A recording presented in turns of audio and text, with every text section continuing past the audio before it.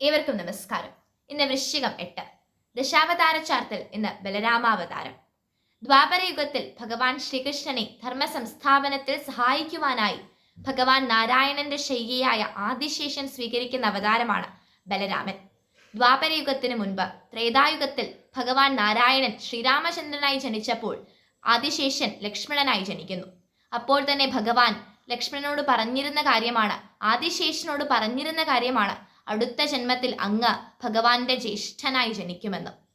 രോഹിണിയുടെയും വസുദേവരുടെയും മകനായാണ് ബലരാമൻ ജനിക്കുന്നത്. ബലരാമൻ വിവാഹം ചെയ്യുന്നത് രേവതി എന്ന രാജകന്യകയാണ്. കയ്യിൽ കലപ്പയേന്തിയ ബലരാമൻ ശക്തിയുടെയും ബലത്തിന്റെയും പ്രതീകമാണ്.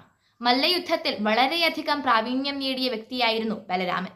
മല്ലയുദ്ധ പ്രമുഖനായ ദുര്യോധനന്റെ ഗുരു കൂടിയാണ് ബലരാമൻ. ഭഗവാൻ മഹാവിഷ്ണു നാം ഓരോരുത്തരെയും അനുഗ്രഹിക്കട്ടെ എന്ന് പ്രാർത്ഥിച്ചുകൊള്ളുന്നു. നമസ്തേ.